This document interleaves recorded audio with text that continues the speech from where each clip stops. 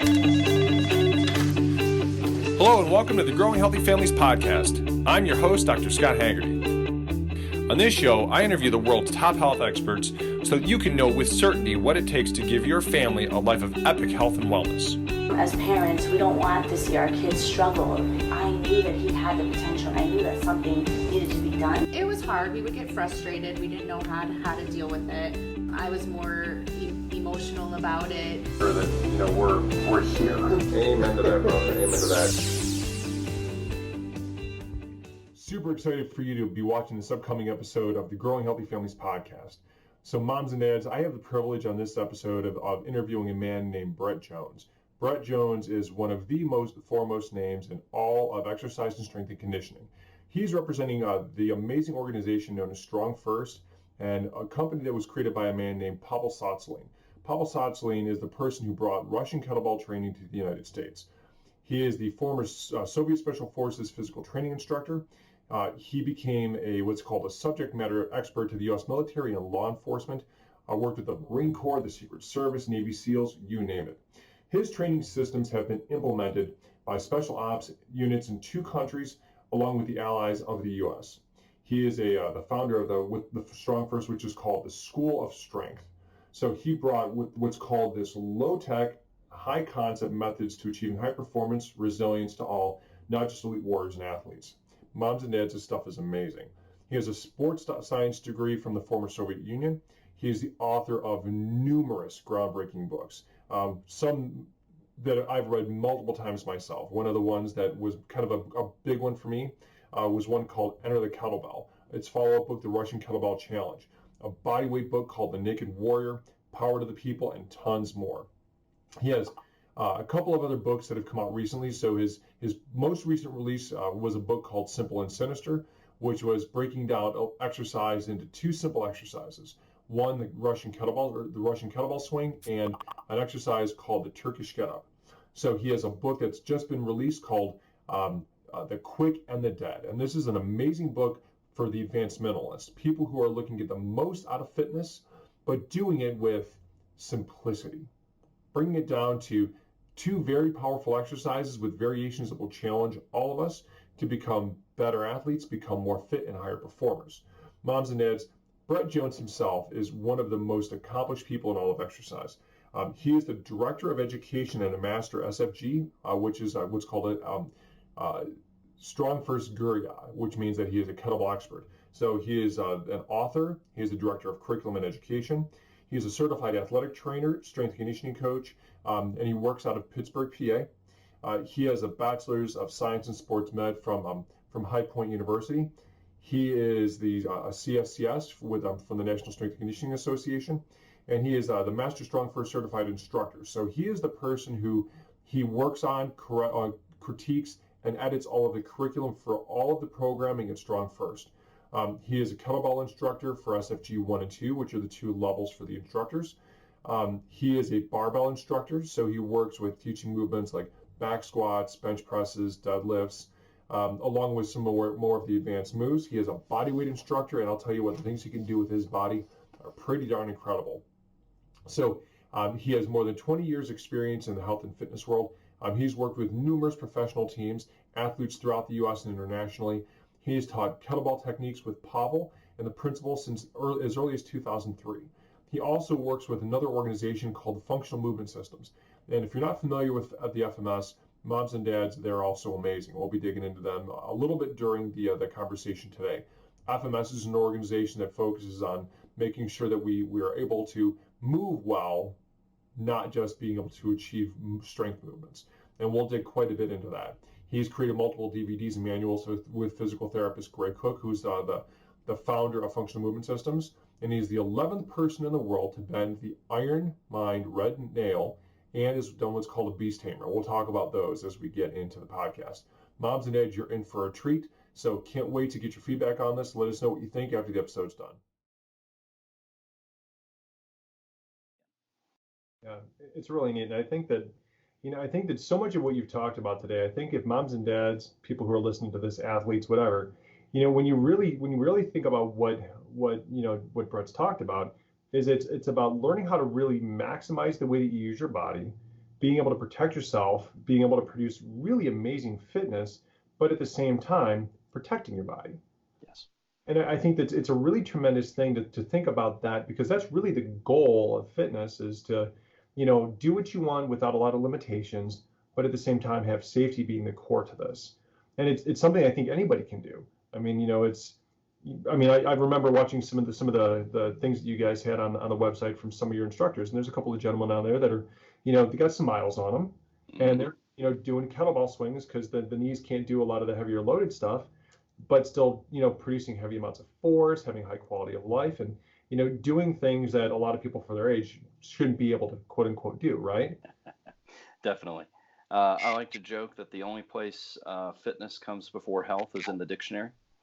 And so we are very much a health and strength company and organization. So having that focus, there was a study a while back that grip strength correlated with all-cause mortality. Low grip strength was correlated with a shorter lifespan. High grip strength was higher grip strength correlated with a longer lifespan. And that doesn't mean go out and buy your grippers and do a bunch of handwork. It means the lifestyles that brought a good level of grip strength to those people is something that's good to focus on. And so our overall lifestyle training should facilitate and keep us strong. I think that, and there's potential here because, with our backgrounds, powerlifting and kettlebells and bending nails and doing strongman stuff and all of these things, that can all sound, when we sit here and talk strength, that can sound like this foreign language, and these mental images come up for general population. Like I'm a meathead. I've been a meathead for quite some time. So to me, this is all perfectly normal. To a lot of other people, if you go back, we've come in and out of these phases of physical culture within our country. We had this golden age of physical culture in the 50s where you had Dave Draper and you had these power lifters / bodybuilders, Tommy Kono, Paul Anderson. You had this peak of physical culture in the 50s where that was held up and was seen as a good thing. It was then ridiculed and made fun of. And then we get into the 80s and we have these action stars who, again, bring more of a bodybuilding sort of look to things. But we have this next peak in physical culture where all of a sudden being fit, being strong, doing these things, it's once again, this is cool. And I think we're back in a dip. I think we're back in a standpoint where we kind of ridicule these things and we kind of maybe don't appreciate strength. And strength means many things. I look at my wife and I go, she has a background as a professional dancer. And so we go to the ballet and dance performances and I see things happening that are just freaking unbelievable. It's amazing. I go to many different things and I see displays of physical ability and strength that are really amazing. So don't the potential for people to hear a talk about strength is they pull up this image from maybe they caught 5 minutes of a world's strongest man and they see this 400-pound guy blowing blood and snot and chalk and doing this amazing thing, or a powerlifting competition where they see something bad happen, or there's potential for these negative things to come up. Strength means many things, and one of Gray and I's products about the Get Up, Kayla Stenos, beautiful strength. It's all 36-page manual and 2 DVD set on one exercise. But that Greek concept of beautiful strength, I think, is something that we should all shoot for, and that strength is going to be tailored to the individual. But it's a beautiful athletic thing that should enhance our lives. So I wanted to throw that on there because I think, like I said, from our mindset and background, strength's cool. Like we appreciate all those different things. To a mom or a dad or somebody who's really, because we don't come out of school ready to manage our bodies. Right. You know that, I know that, especially nowadays with physical education being cut and the way physical education has been sport focused for so long, we come out really not ready to manage our bodies. And so the baby boomer generation, which is driving the fitness world, they're one of the first generations to say, no, I want to live a long time, and I want to live well, and I want to live independently. And so fitness became more of a priority to that generation, 80 some odd million people in the US. And so the fitness industry has been driven by that. But getting a better relationship with what strength means, I think, is a really important thing. And there's ways to be strong that never involve touching a weight. There's ways to be strong that involve the barbell, a tremendous tool for building max strength, but that's tailored to the individual. So, you kind of have to work with a professional that can guide you in the right direction and make sure that you're doing the right things. And it's a more expansive conversation, and something that people should feel like, I think I want to look into that. I want to, how strong could I be? There's an old, I think it's a Socrates quote about how it's a shame for an individual to be an amateur in the area of physical training, to not know what their body's capable of. And you've pushed and reached some extremes. I've pushed and reached some extremes. For me, not things that other people. There's somebody in Cleveland in their garage training that is warming up with my max and wondering why I'm struggling with this. But you push, you explore, you learn. I just think it's to know what the body's capable of. And again, that means a lot of different things. Yep. There's the 46ers, there's the high peaks in the Adirondacks, and you can be a 46er and hike all 46 high peaks. Actually something that I would like to do. And so, maybe I'm getting fit to go do that. It doesn't mean I'm getting fit to go wrestle tigers. I'm getting fit to go hike. So, yeah. I love that statement so much, that fitness very much is relative, and I want to circle back to something that you said, because one of the things that you were talking about is when you were talking about the Turkish getup. And I love one of the statements that I can't remember where I read it, but you talk about the Turkish getup as weighted yoga. And I want to circle onto that for a second, because I think one of the big things that, if people aren't familiar with like what the Turkish getup is, go to YouTube and look up Brett doing a Turkish getup. It really is a thing of beauty, because the very first time that I saw the Turkish getup and realized how it's many benefits is it trains movement quality, right? And so the yoga tie-in, I think, is great, because yoga is about movement. It's about moving your body through space with control. And the Turkish getup literally is going through every movement that every human being has to go through with control. Yeah. And Gray refers to it as alignment with integrity under load. Yeah. And it's a fantastic movement. And because of the emphasis on that quality of movement, I think that anybody who's listening to this, just take a look, right, and just find out what that one movement is, and look at a kettlebell swing and look at what that movement is, and just look at just the simplicity and the beauty of those things, where it's not something where you're doing crazy movements. It's controlled, it's repetition and practice, but it crosses over into everyday life. Not saying you have to be a power lifter. It can be just mom and dad who just want to be able to hang out and play with the kids and just feel awesome as they do it. And it's things like that, I think, that are really critical for anybody who's listening to this to take home as a major point. Definitely. I want to circle back here, because StrongFirst has a lot of different courses, and as I mentioned, I've been to some of the courses and I loved it. What are the different courses right now for people? Let's say just somebody's wants to find out like what it's like to go through and do kettlebells and just explore for themselves. What would be some of the options for somebody who wants to come and explore kettlebells? So our StrongFirst kettlebell course is designed for those folks. You're going to get dialed into your deadlift, building into your swing. We're going to look at the get up, get you started down that journey. The military press, building upper body strength, and the goblet squat.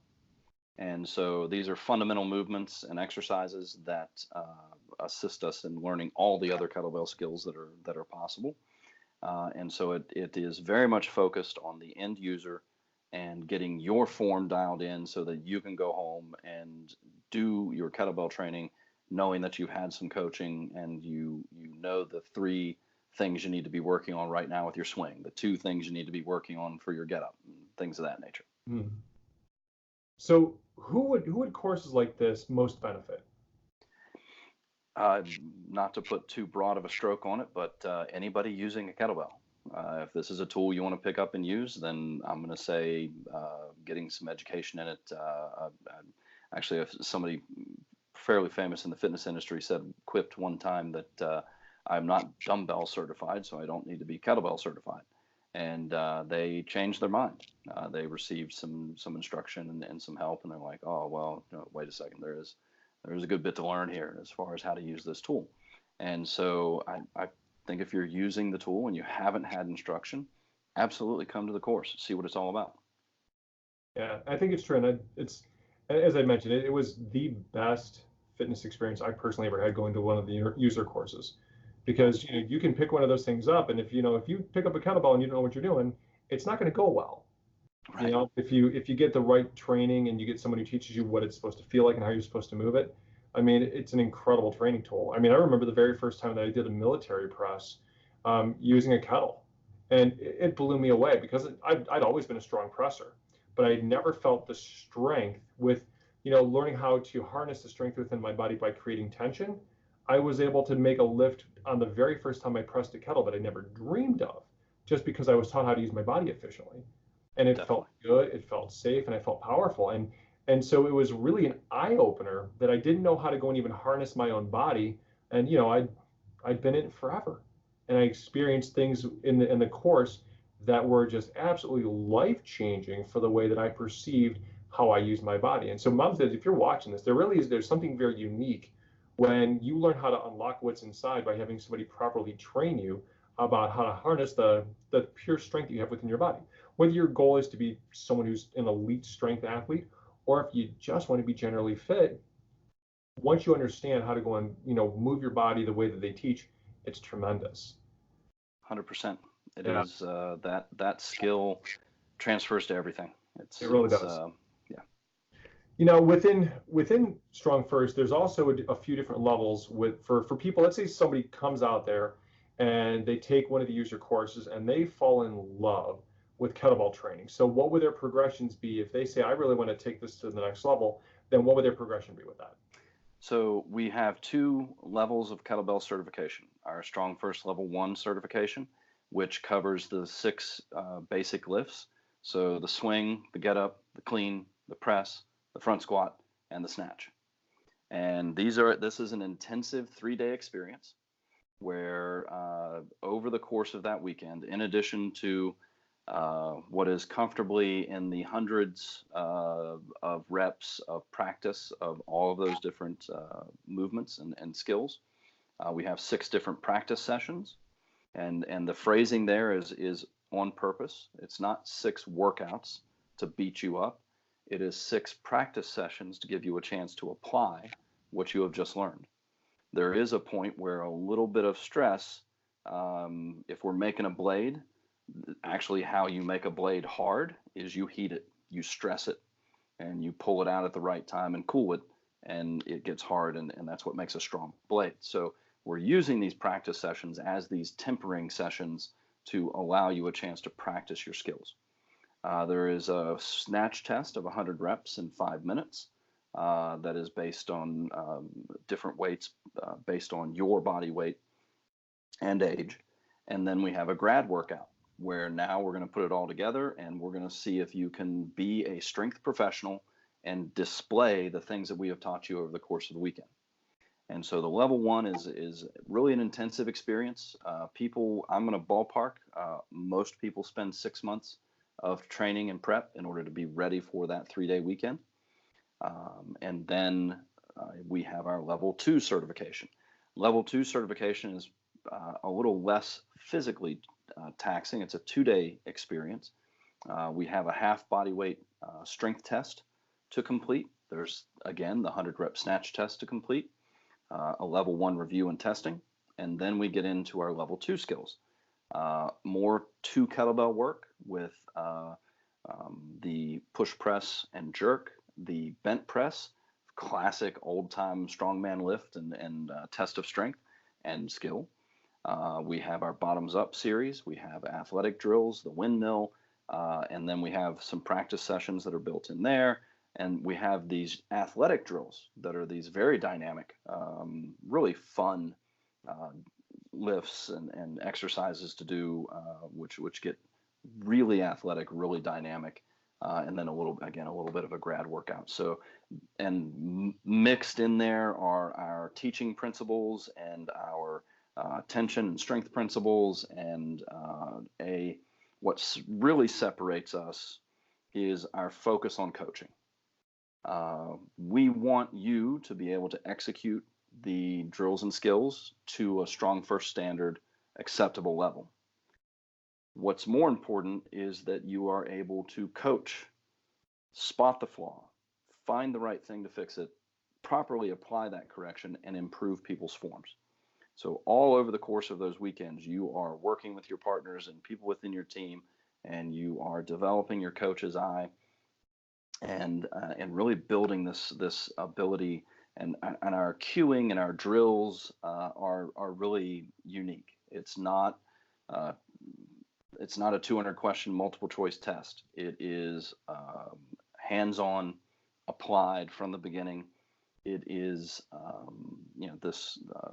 really the focus towards coaching is very strong within those certifications. And for those of you who are hearing this, I think that's probably the thing that impresses me the most about seeing people that are SFG 1 and 2, because there is such an emphasis on the ability to translate what they've learned and helping other people to perform these movements safely and effectively, but also teaching them how to go and use and move and feel their body so they get the most out of the experience with using the bell. And for those of you who maybe you're into fitness already, there is a very definite difference when someone teaches you how something is supposed to feel and how you're supposed to move versus going out there and just willy-nilly going out there and trying to push weight around, because that's when you're going to get hurt, right? When someone teaches you how to harness what your body's supposed to do, how it's supposed to feel, and they spend time with you coaching you like that, that's gold, right? Like it really is. And I think that's what is a big separator. One of the things that by and large so impressed me very much from the very beginning about everything that I've seen, because obviously I've read the books, been to the experiences, read the forum, and I see there's just this consistency with people who are giving and coaching and teaching and making sure that people can apply the principles in a way that's safe and effective for them and for their trainees. I mean, your forums and the articles on the StrongFirst website, it's amazing the amount that people give back just to teach and help others to be able to advance their training and their coaching.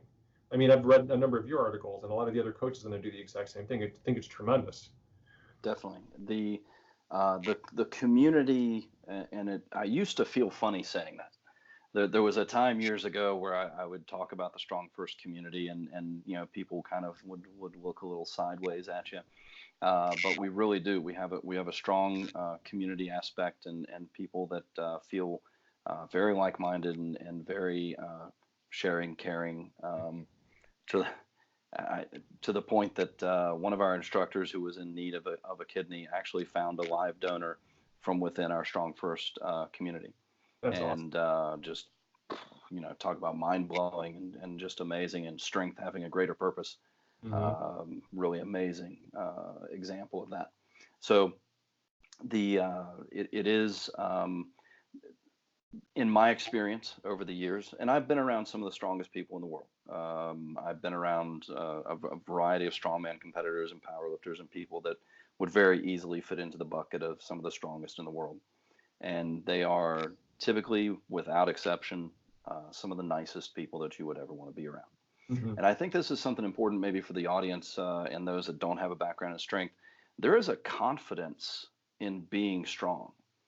It's not boastful. It's not braggadocious. It's not aggressive. It's not the shoulders back, come at me, bro, sort of confidence.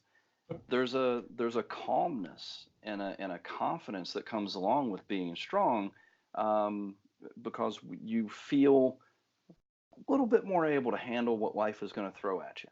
And that confidence, I can remember one individual years ago had a background as a cyclist, and was a good cyclist, and kind of got him off the bike a little bit, and got the deadlift going and some pressing and some kettlebells, and ran into him a couple years later, and he referenced very specifically how different his life was because of his level of confidence, and realizing that he is actually walking around with a little bit of anxiety and concern because he kind of knew he wasn't up to the challenge of some things that could happen in life. And building this strength and being more physically capable allowed him to achieve this calmer position because he had some confidence. And that's the strength that I love giving people.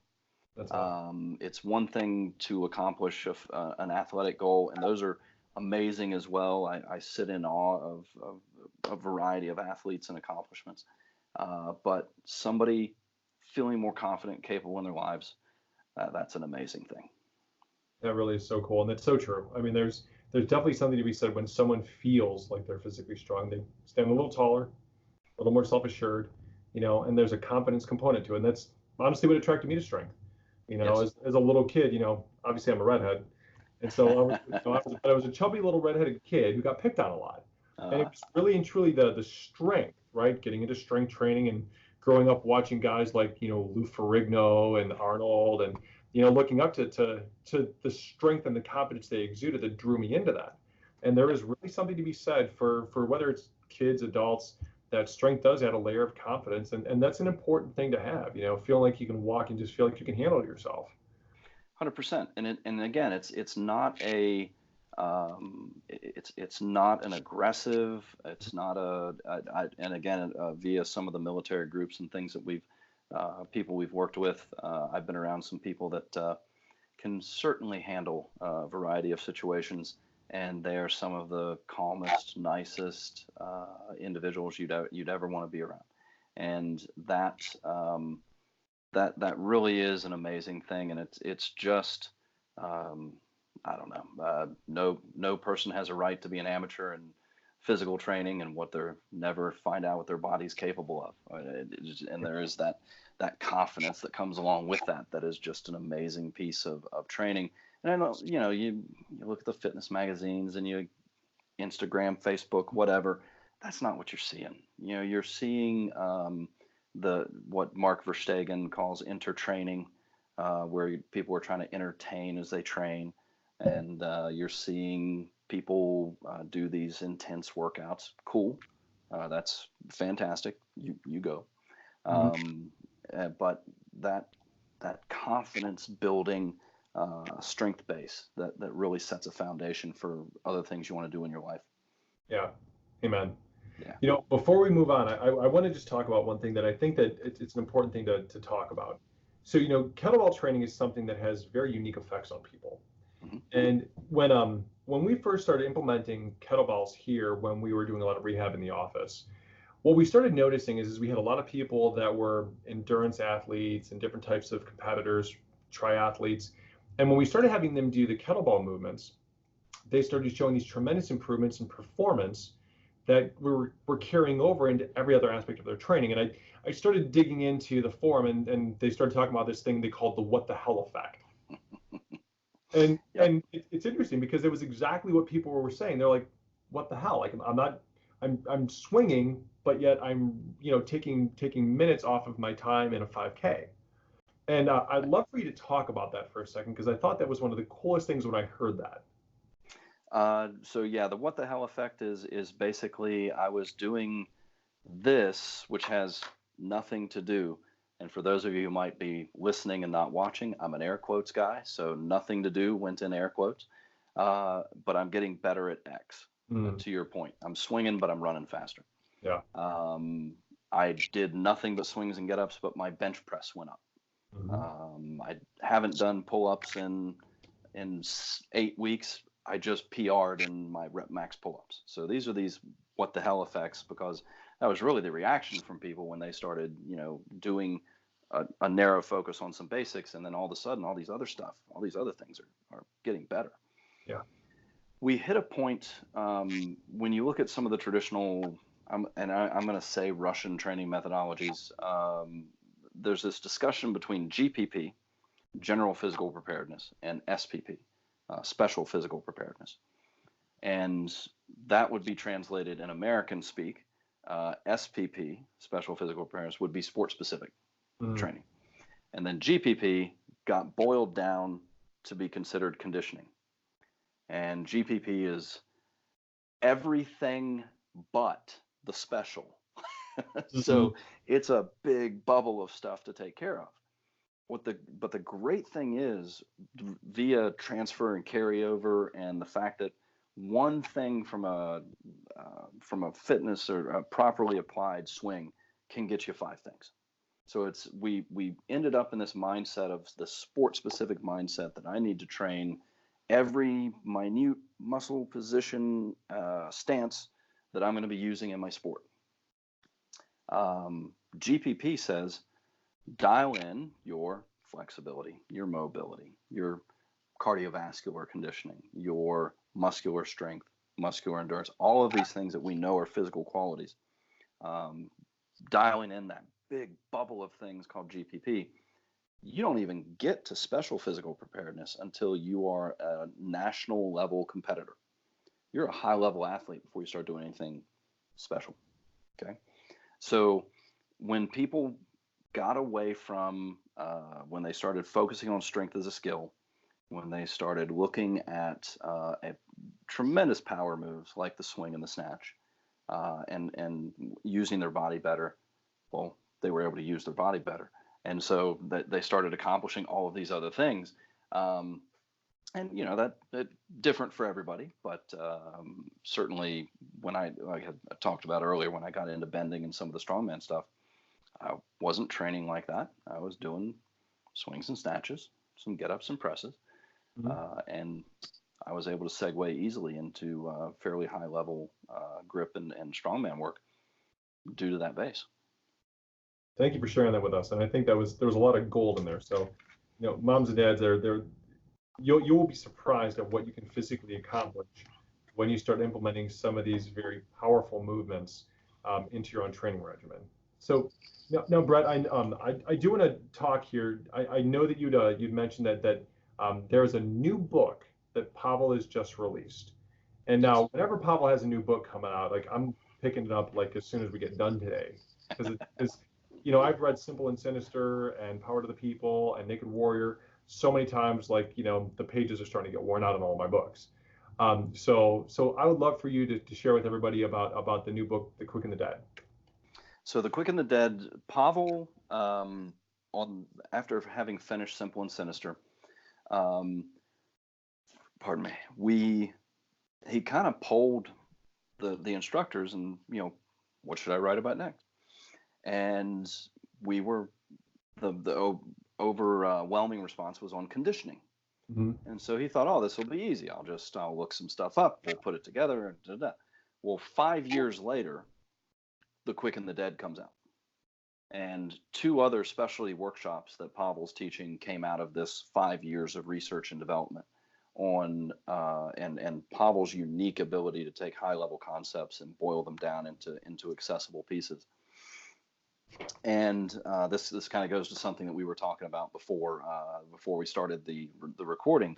Is it is definitely a focus towards health, and it's a healthy focus on training, because when you look, and I remember when this happened, because I dove into high intensity interval training when it really got popular in the early late 90s, right around 2000.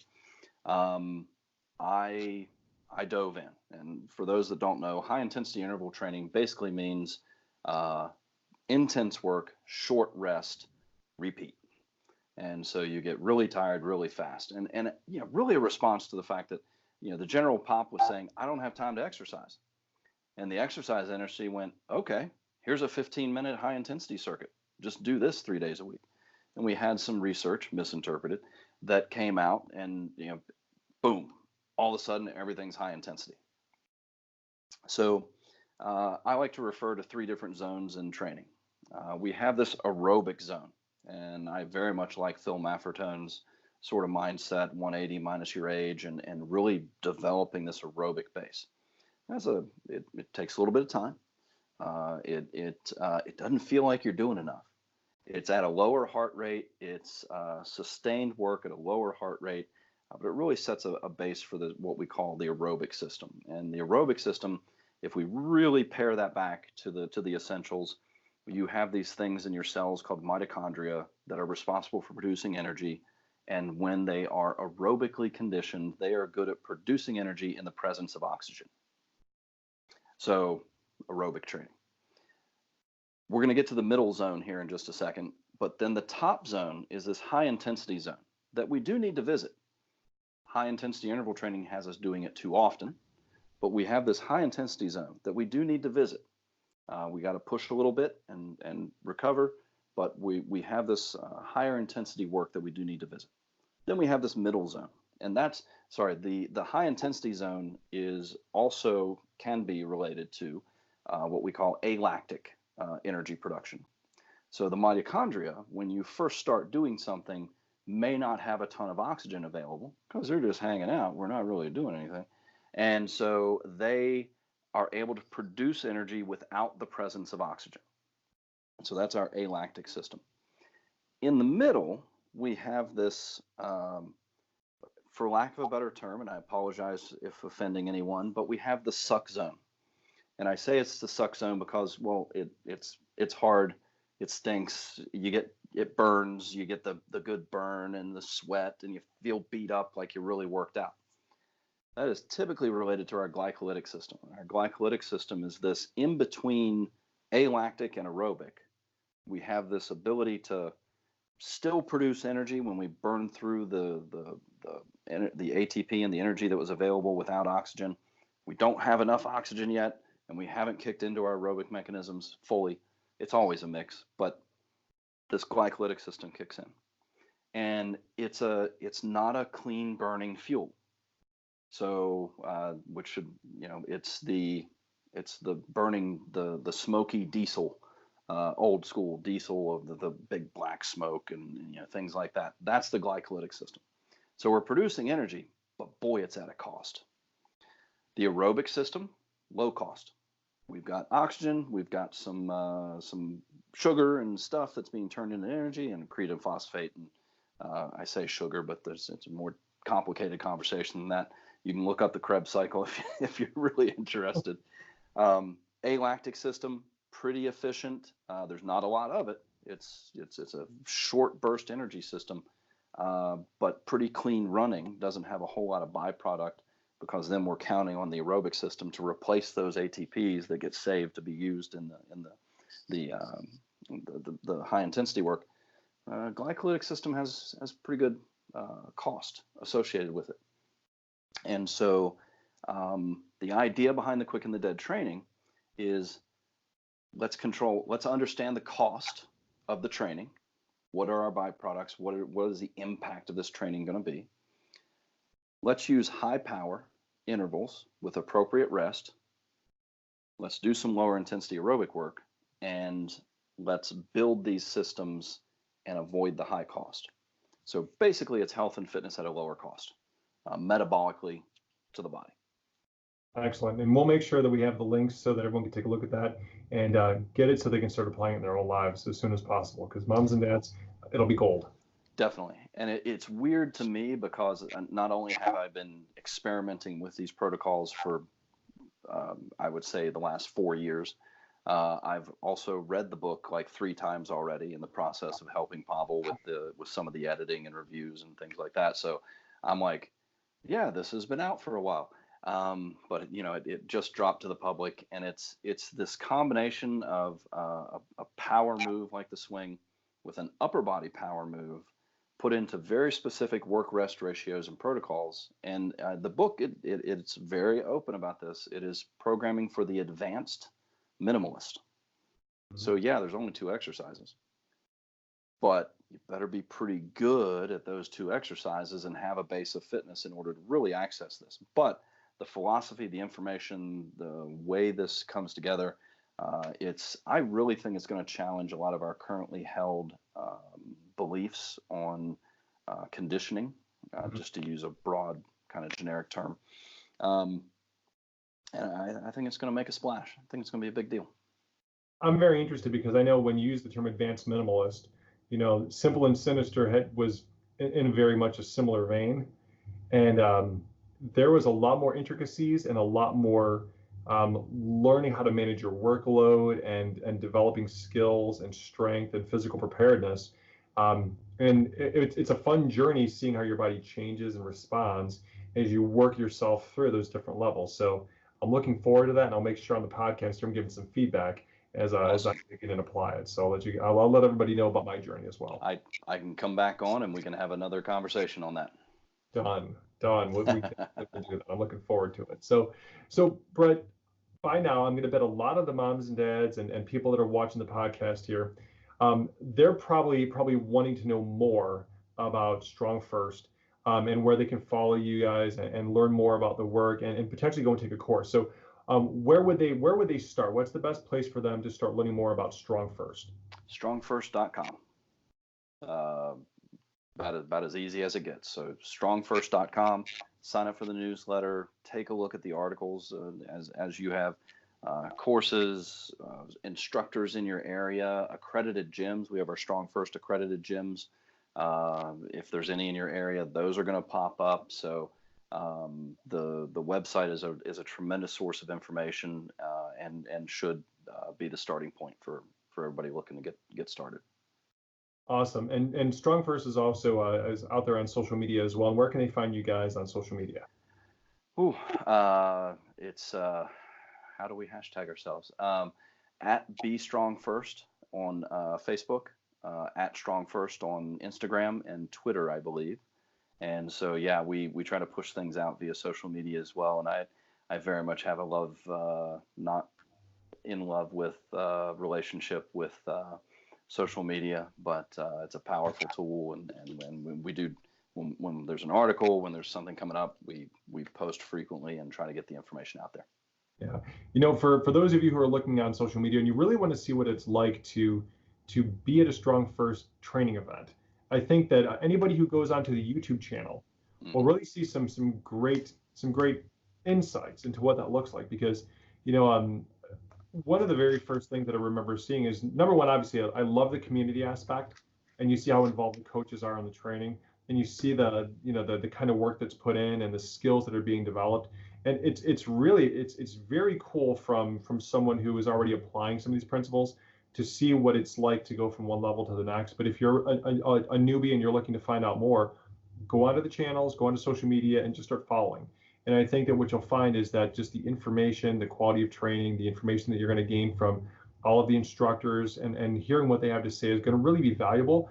And I hope that anybody that's watching this, that you take the next steps and at bare minimum, start a user course and start following the website. And I think that what you'll find is that it's going to be transformative for your own health if you have a young athlete. So I think you'll find that it will be a really amazing piece of the pie in helping them to become a next level athlete.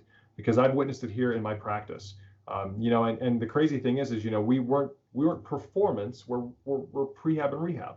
So we had kids that were coming in who had never done kettlebells, and we used it as a way to try and help to rehab them from injuries. And we watched youth athlete after youth athlete after youth athlete with just a short time with us performing kettlebell swings and some of the basic movements, and watching them say, I've never performed this well in my individual sport. And that was with a limited time that we had, not really developing like a performance plan, just a rehab plan. So, so if you're thinking about looking into this for yourself and for your kids, it's worth it. It really is a game changer once you start implementing these principles in your own life. So moms and dads, make sure that you take action. Brett, I thank you so much for spending time with us here. This was great, and we definitely will get you back on and we'll talk more. And let everybody hear about, obviously, my progression in training and awesome. Any other great things that are upcoming from StrongFirst. So moms and dads, if this is something... Thank you for listening to the Growing Healthy Families podcast, the world's #1 source for health education. Make sure to go to iTunes or wherever you listen to podcasts and give us a review. Make sure to follow us on social media at the links listed in the show notes, and let us know what area of health you are struggling with, so we can get you and your family on the road to epic health.